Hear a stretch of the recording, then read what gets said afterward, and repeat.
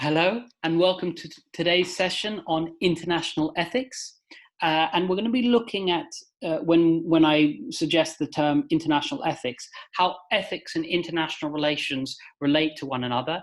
And I'm going to make the argument during this presentation that one can never avoid ethics within international relations.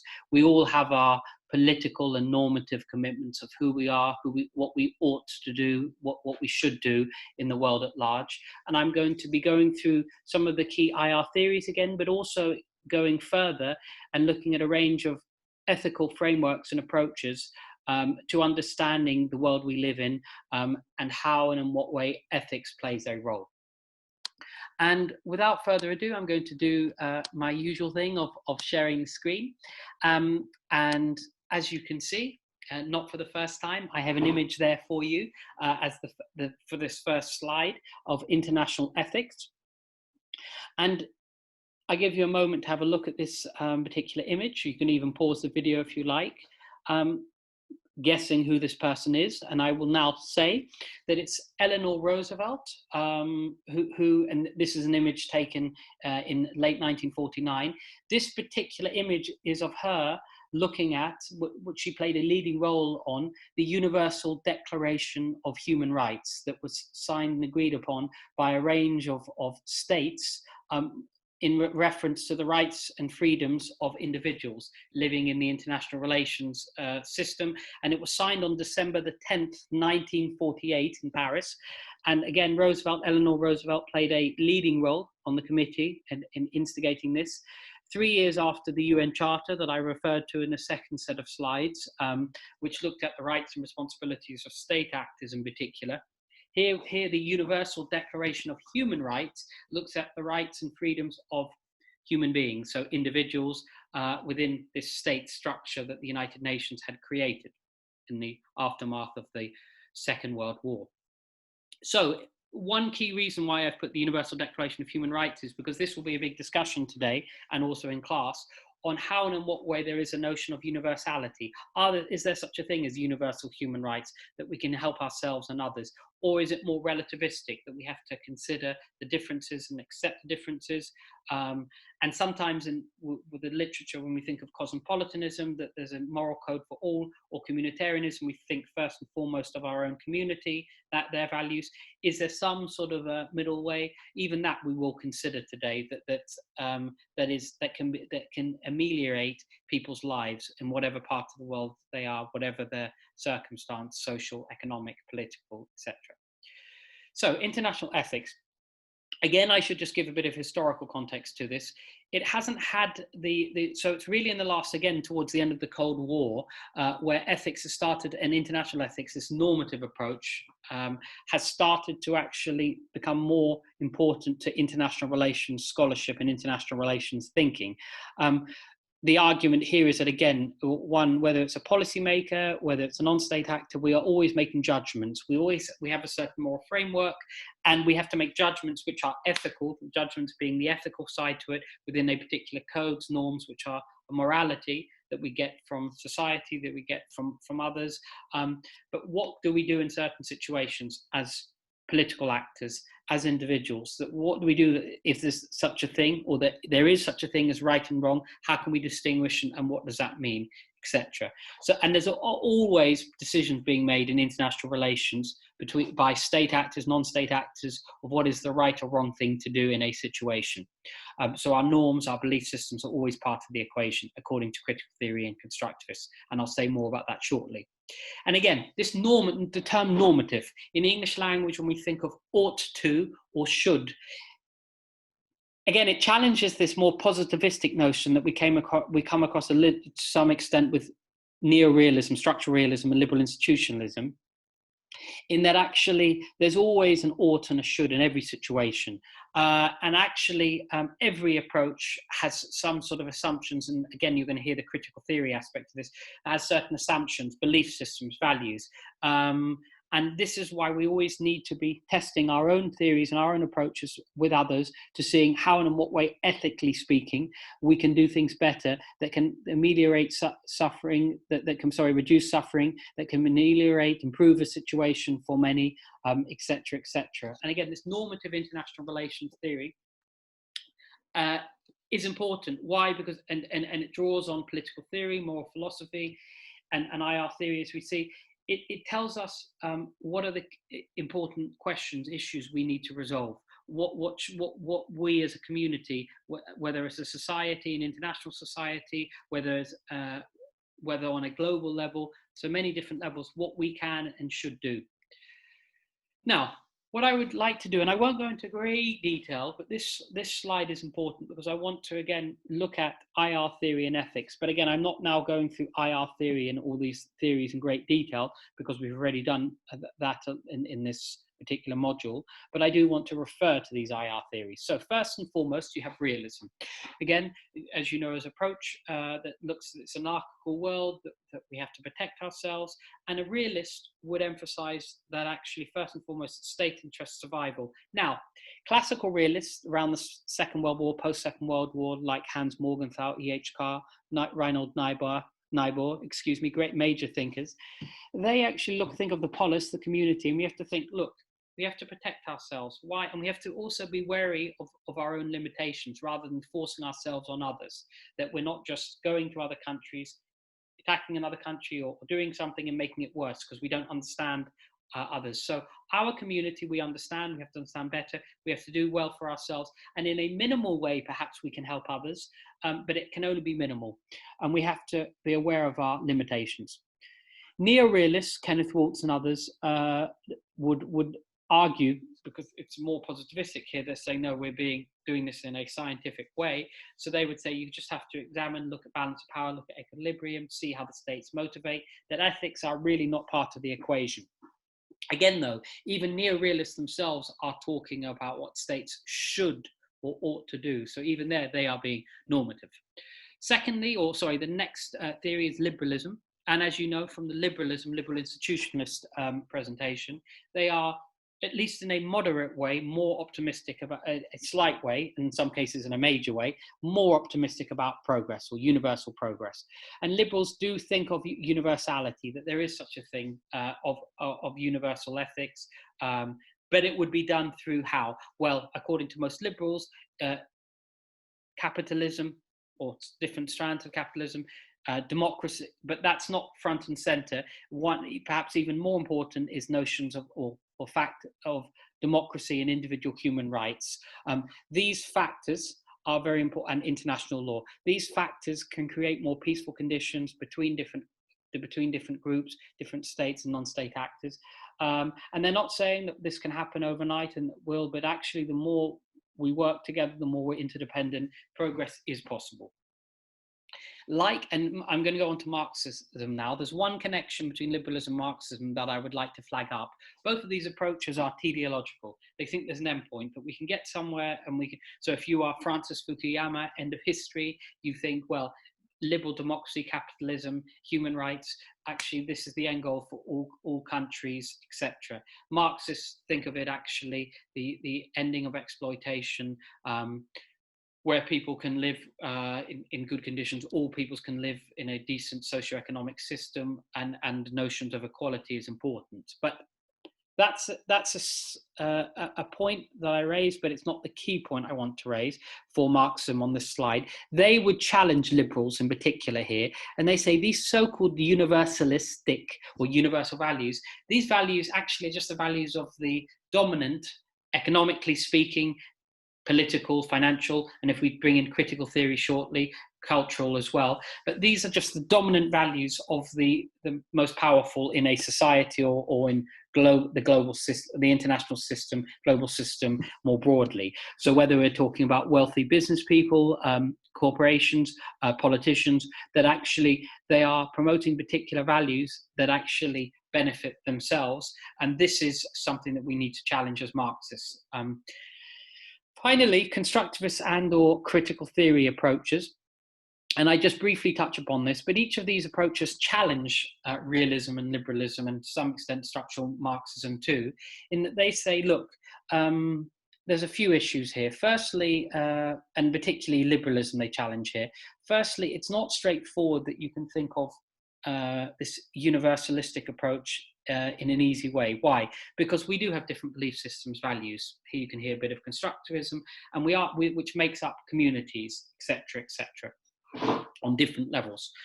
And critical theory approaches, and here, whether we talk about critical theory itself, but also feminism, post-structuralism, post-colonialism, etc. Remember this quotation I quoted in the Marxism and critical theory presentation, and this is Robert W. Cox, the Canadian scholar, the major IR critical theorist.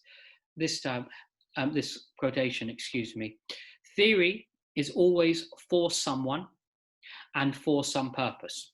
So again, Robert W. Cox, theory is always for someone and for some purpose, which means, again, challenging this notion that actually we can be entirely objective, positivistic, the way realists purport or liberals purport, and we can study the world in an entirely neutral, disinterested, objective way. Actually, often even realists and liberals themselves have their own, they do have their own beliefs and value systems, and they're just comfortable in replicating a particular order that they are comfortable with or want. And so they too are being prescriptive and normative. And critical theory says we need to challenge this. Why? Because whether it's realists or liberals, they're actually not actually reducing a lot of the, let's say, problems we have in this world, according to critical theory approaches, whether it's economic inequality, climate change, migration, etc., food security, etc., etc. So more, let's say, critical approaches, and we have to think of, let's say, here, so I refer to now feminist thinking.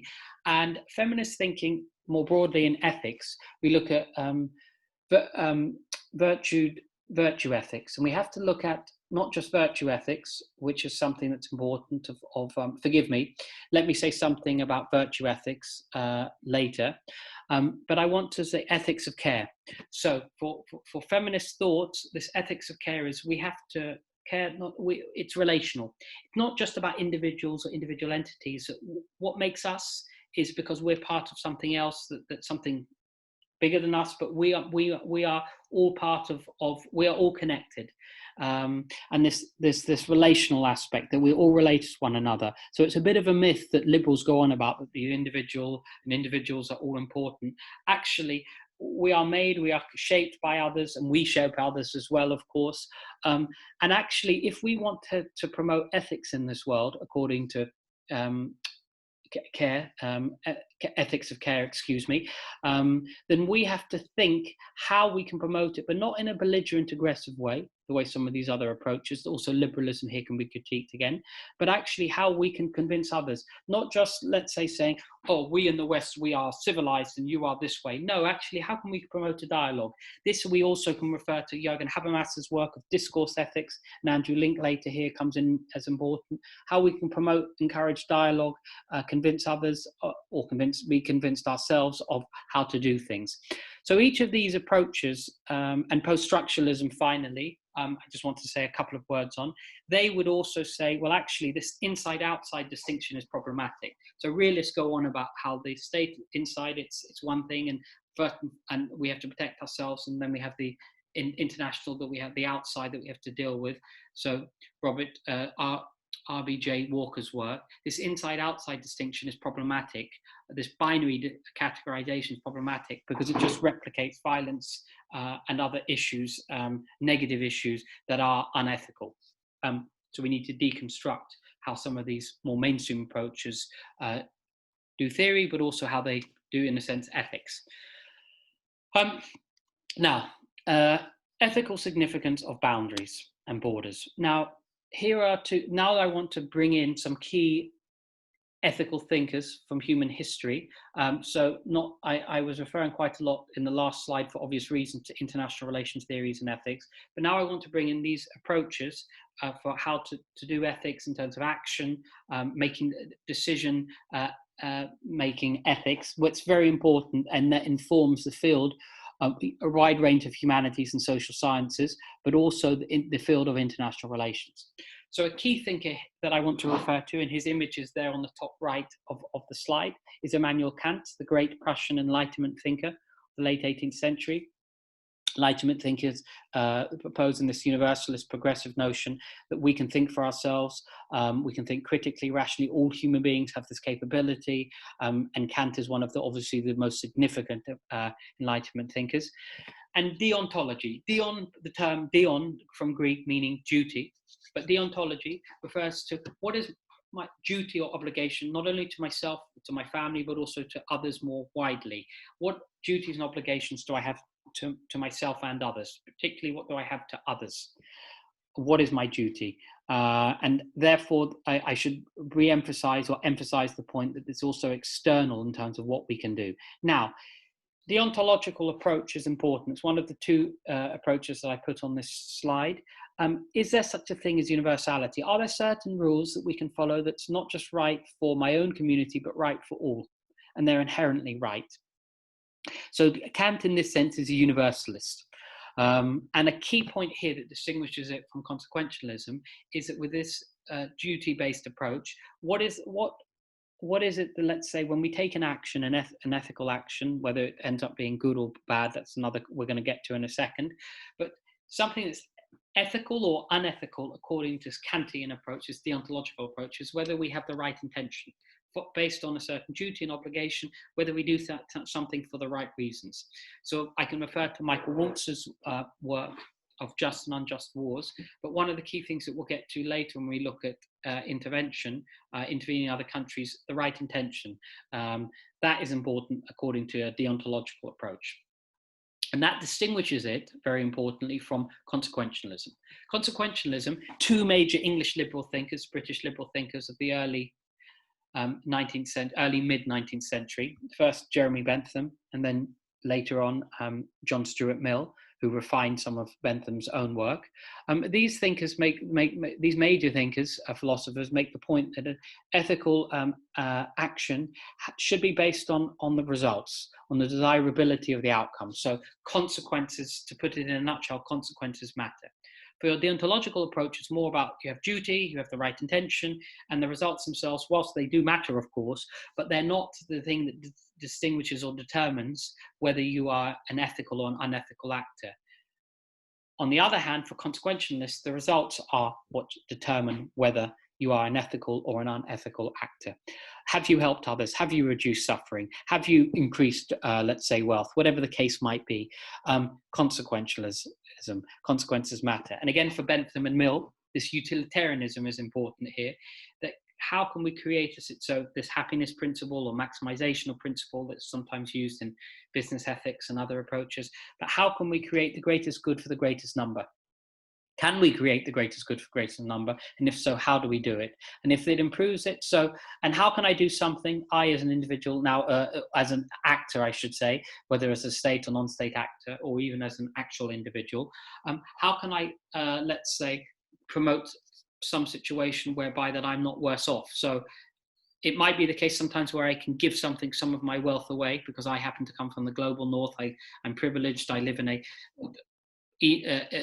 relatively good situation, as opposed to some people living not only in my own society, but in a developing country in great poverty. Maybe I can give something if it helps others.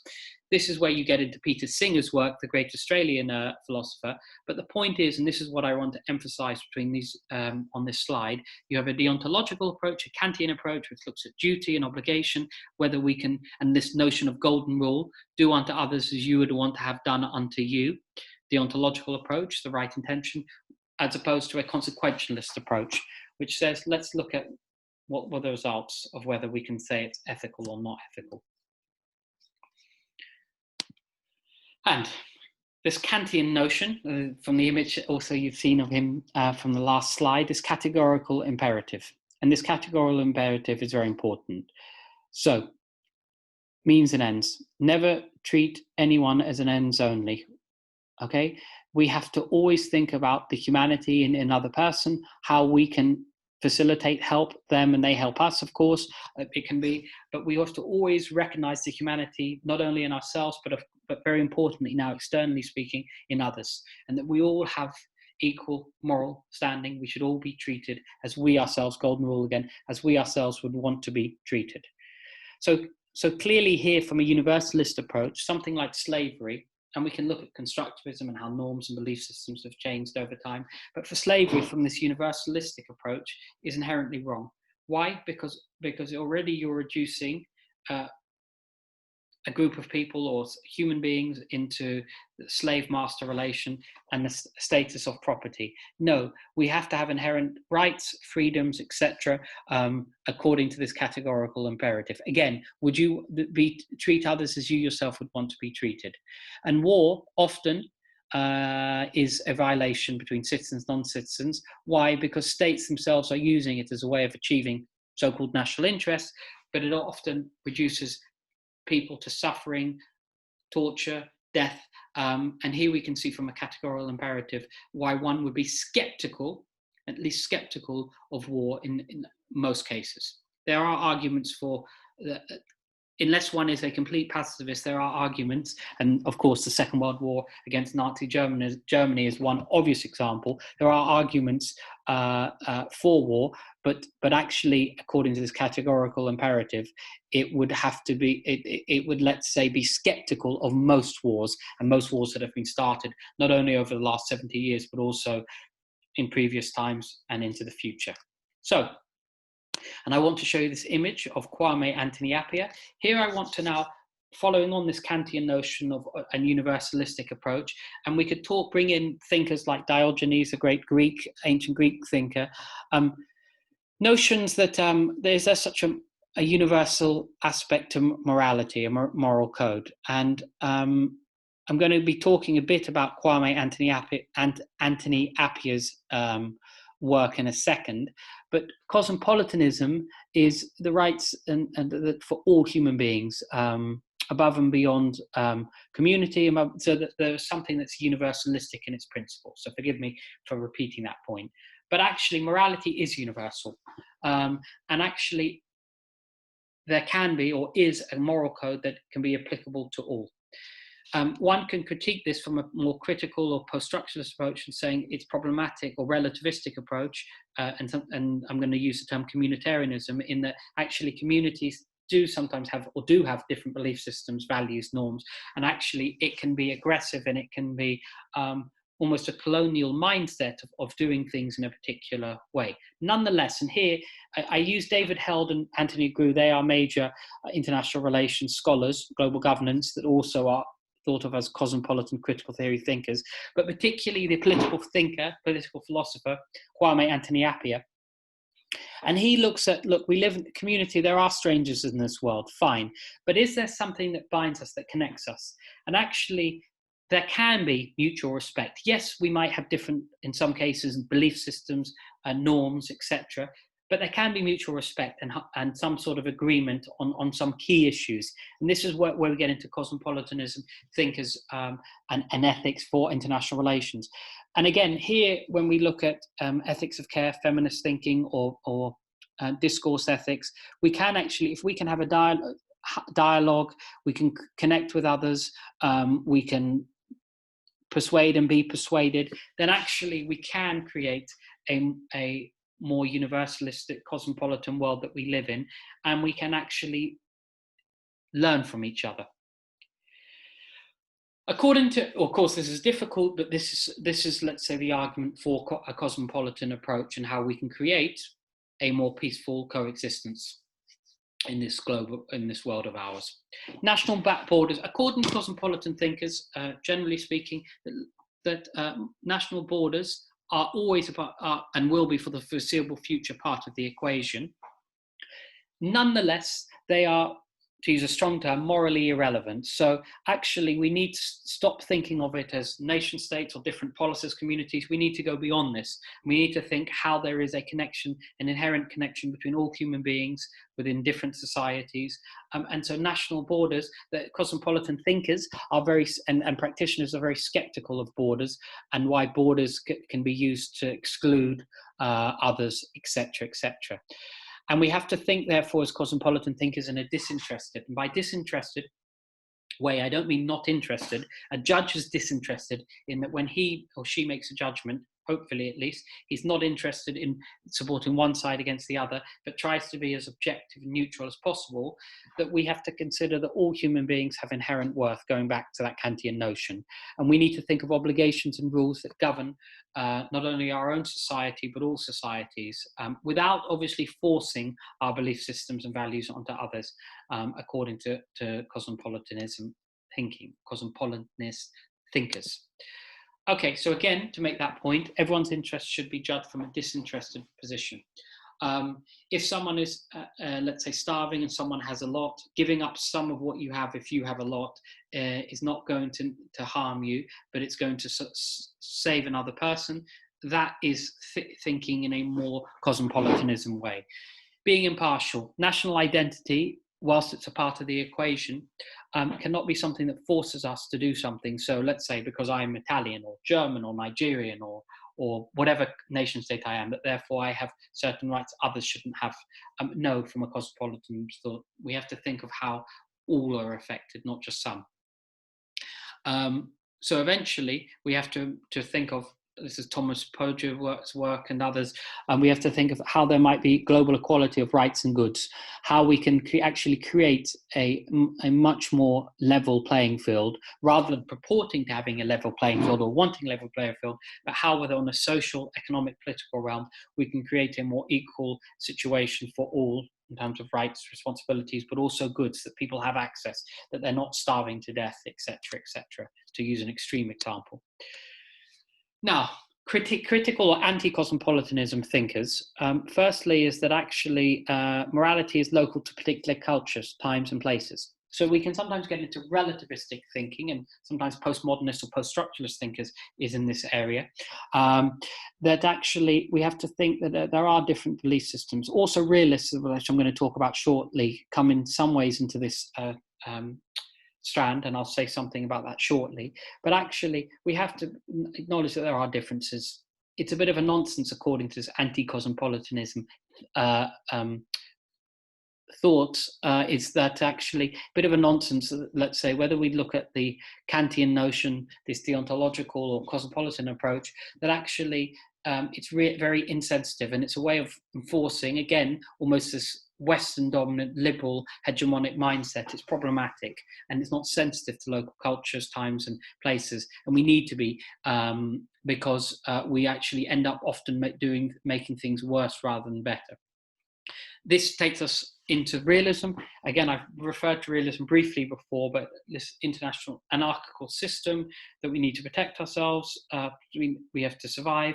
There's no world government, no supranational authority to protect us.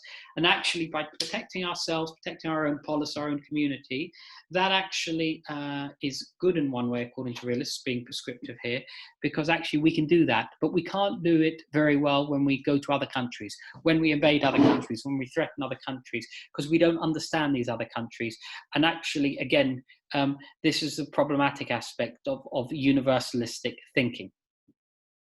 And a pluralist, and I don't mean liberal pluralism here, but pluralist in terms of the category of anti-cosmopolitanism thinking, is that they argue that anarchy does not preclude states from agreeing to a minimal core of standards for coexistence, but it's minimal, and we have to acknowledge that it can only ever be minimal. Okay, so let's say trying to eradicate, let's say, landmines after war, or let's say slavery, or even climate change. There are certain things that we can do, but more than that, we have to be very, very, very modest in what we can or should do. Why? Because we are different to others, and they are different to us, and we don't want to make things worse rather than better, not only for ourselves, but also for others, according to this ethical approach. So, and I'm just going to put my video screen to one so you can see me on the other side now, because duties of justice and natural duties. So here I'm going to talk about positive and negative duties. So positive duties, as you can see from the definition, they are the reasons to do something morally, and then ethically the actual action itself, the moral duty to act. Why? Because we want to do something. We want to help others, whether it's, let's say, again, economically, socially, politically. We want to help, whether it's education, a health system. So we have obligations, whether it's, let's say, helping out in terms of a horrible famine that might be taking place in another part of the world, that we have positive duties to others, and that we need to act to do something to reduce or eradicate suffering if possible. And responsibility to protect, that I went into great detail in the second set of slides, that we have under international law, international humanitarian law, from 2005 onwards. This is that there is a situation where states, and I would normally say also non-state actors, but here with an emphasis on state actors, that if a crime against humanity or genocide is taking place, that states in the United Nations Security Council vote on it, have an obligation to help others and to prevent suffering, reduce suffering, and eventually stop suffering. This is a positive duty within international relations. Negative duties, and again, you have the definition or a definition on the slide, is actually stopping yourself from doing some harm to others. So if there's something that you're doing, or if there's something that, let's say, you shouldn't be doing, then you don't do it. And these are duties, therefore, as I put here, negatives are duties to stop doing something. And so if you are a cause of suffering or a potential cause of suffering, you shouldn't do it. So it's restraining yourself or stopping or changing what it is you're doing. Now, so positive and negative duties are relevant to justice and relevant to ethics in international relations. So here I want to look at the just war tradition, as we have in the chapter, and two key terms that I want to emphasize, Latin terms. Slowly but surely you will remember these terms, but I want to introduce them now, so try to, if you can, remember them as best you can. Jus ad bellum and jus in bello. Give my wonderful Latin pronunciation. So again, jus ad bellum, jus in bello. So jus ad bellum, as the definition here suggests, is it compromises ideas about when it is morally justifiable to go to war. So you need some justification, some moral justification to take a particular action, to intervene or invade another country, and you get support of the international community via the UN Security Council, etc., etc. It's jus ad bellum. How can you convince others that you're doing it and it's morally justifiable to go to war? Again, to use the Second World War against Nazi Germany, there's a lot of evidence to suggest that it was ethically or morally the right thing, etc.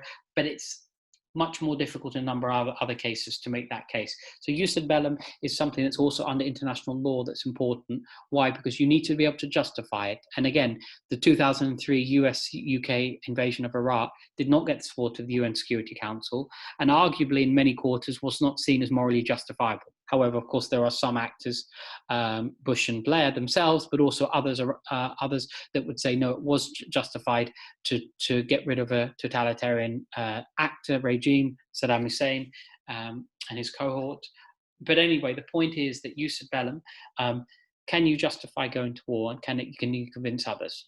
Jus in bello is what is, under international law or international humanitarian law as well, what is allowable in war. So over the last 200 years, and you can read the Geneva Conventions, etc., the rules of law. What is allowable in law? What are the certain norms, beliefs, ways of doing things that are right, appropriate? And it's an interesting one. We often think war is just let's say, just to kill and so on and so forth, and it's you kill the most amount of people, your side wins, etc. Actually, even within war, jus in bello, there's things of what is right, and there are certain decorum, certain ways of approaching, and actually both sides, because of these norms and belief systems and international law itself, sometimes are restraining themselves for this reason.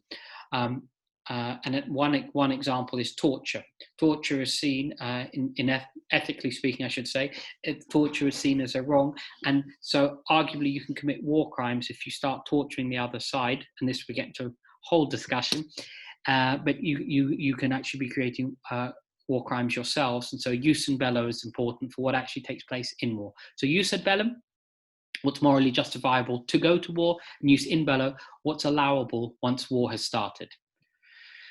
So jus bellum, I'll just briefly go through some of these key points you also have from the chapter. Is it a just cause? Can you argue, can you convince others that it's the right thing to do in a right context, if you are, let's say, preventing a genocide or stopping a crime against humanity? Right authority. Now, because we're talking about international law, and we're looking at the state system, and I've referred you again to the UN Security Council. Here, the right authority, of course, non-state actors, social movements are important, but here the right authority refers to the state actors. So think of Max Weber having a monopoly on violence, the state having a monopoly on violence. Here, the right authority is the state. The state needs to have the right authority, but also needs to do the right thing. And here we go into the next one, which is the right intention. Here we think of this Kantian notion, deontological again, deontology, duty, deon, the right intention of why you're doing it, and you're doing it for the right reasons. So you're not doing it for oil and gas. Of course, there are very mixed motives why countries do what they do, whether we look at the case of Libya that we looked at in the second set of slides, etc. But the right intention needs to be in place. Last resort, could there have been other ways of avoiding war? Could there be? And if there, so that then that all options should be explored. So the cliche of diplomacy should be always explored. Well, really, that is the case, according to jus bellum, that actually it should only be an absolute last resort. Is there a reasonable hope of success? And again, what do we mean by reasonable?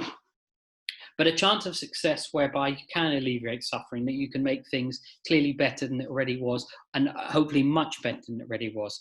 And can you justify that before going to war? Can you convince others?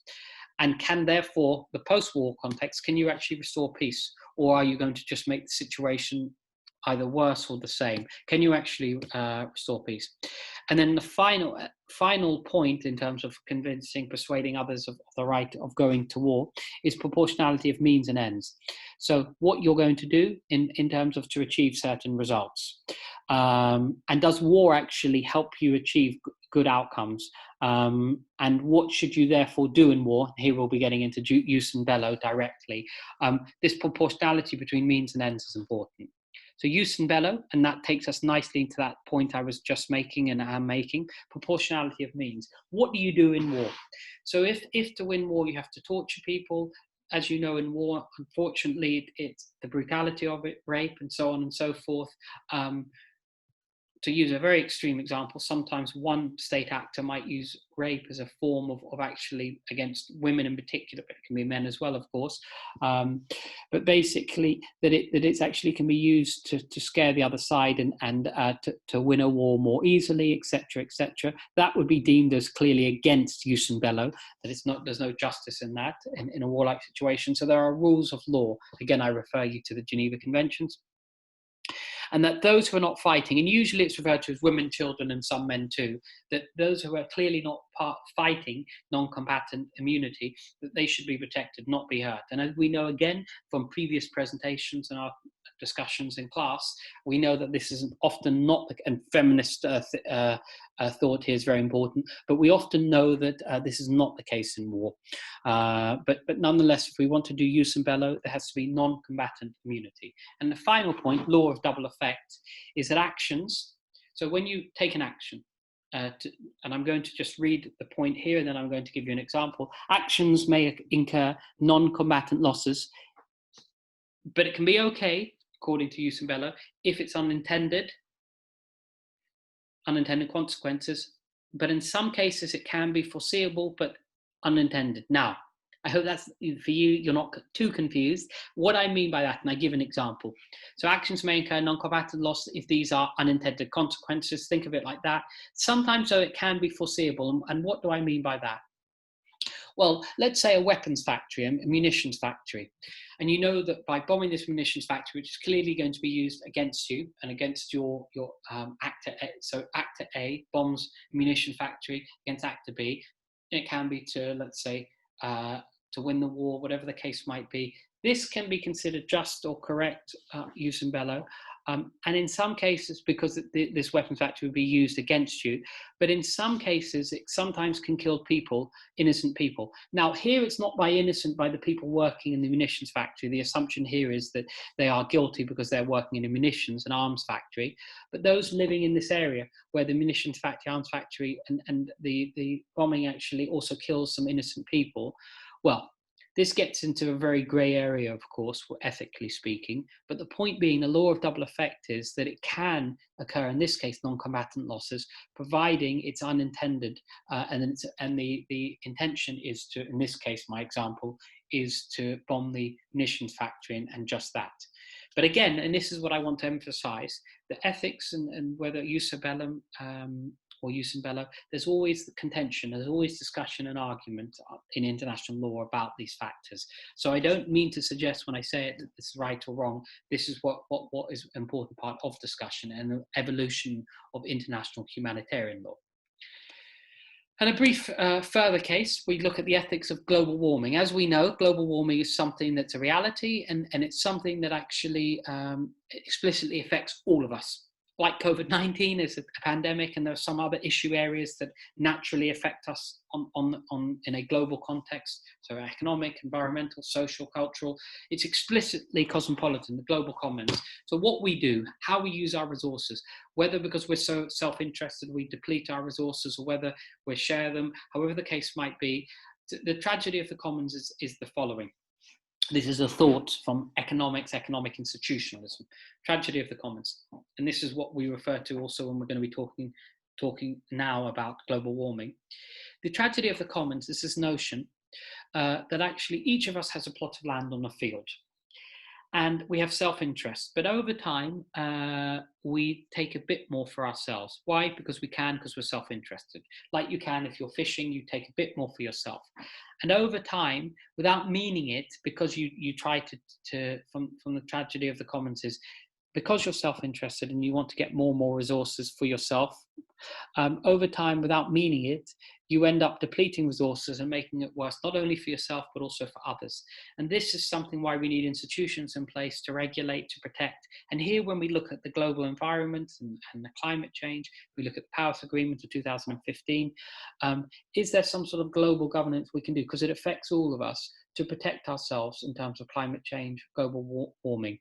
And I cited or referred to before positive duties. What rights and responsibilities do we have that we should do something about it?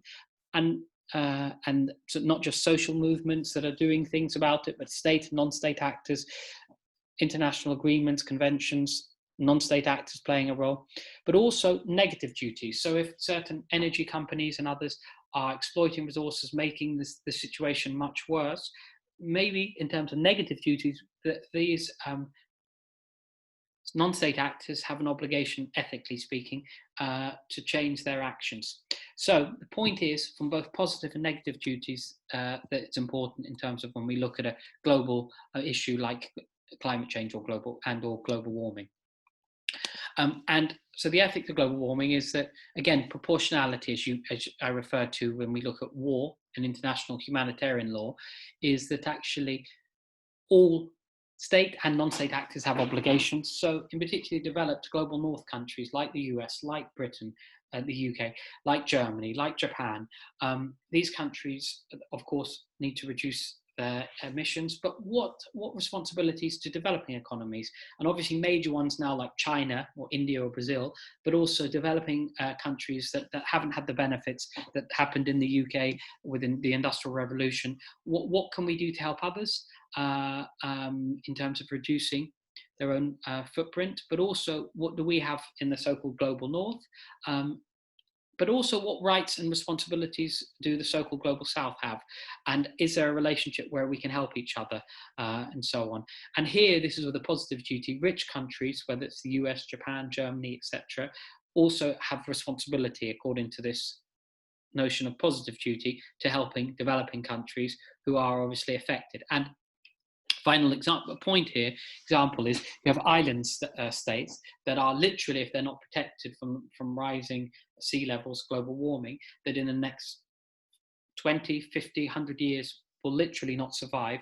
So what can we, the royal we now here, do to help others so that they're not disproportionately affected, which has a whole host of implications, if so.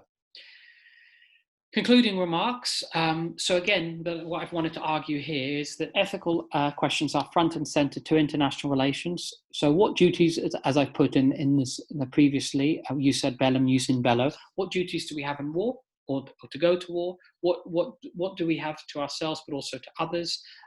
Norms, what we should or ought to do, how and in what way we're responsible for ourselves and others, and all these issue areas, whether we look at global warming, whether we look at COVID-19, whether we look at the global economy, global political economy, we are constantly, we have a moral framework, and we are constantly having to make ethical decisions as state and non-state actors. And again, normative, what ought to, what should be the case, what we ought to do, what we should do, how we're interested in exploring issues of war, inequality, global warming, humanitarian interventions, war on terror, how in a way, when we look at humanitarian intervention or the so-called war on terror constructed by the Bush administration, how will we not actually reduce, how are we helping reduce suffering, or are we just making it worse? And how are we, let's say, delegitimizing other people, other groups? And is that legitimate in some cases or not? And if it's not legitimate, then we need to be more critical of ourselves, who we are as a society, and our own actions. Again, big discussion point, politically contentious, and something more that I want to discuss. But each of these issue areas that you can see here, normative theorists in international relations look at in great detail. And again, as I want to re-emphasize my argument that it's front and center to international relations. It's not some phenomenal, secondary thought, something, let's say, that comes after, let's say, power politics. It's a part of how the world works, and different IR theories are reflected in different ways. Now, and final thing here of the slides is, here is a class question that I would like us to look at, think about. And again, the usual story that I'll also have other questions for you to think about, whether in class, homework, etc. Should foreigners, and I put in inverted commas, should foreigners and one's fellow citizens be given equal moral consideration? If so, why? If not, why not? So again, should foreigners and one's fellow citizens be given equal moral consideration? If so, why? If not, why not? So this question looks a bit at cosmopolitanism, communitarianism, etc. I will not say too much more on this, but just again, to thank you for your attention, and I look forward to seeing you in class. Have a lovely rest of the day, evening, whenever you're watching this. Take care. Goodbye.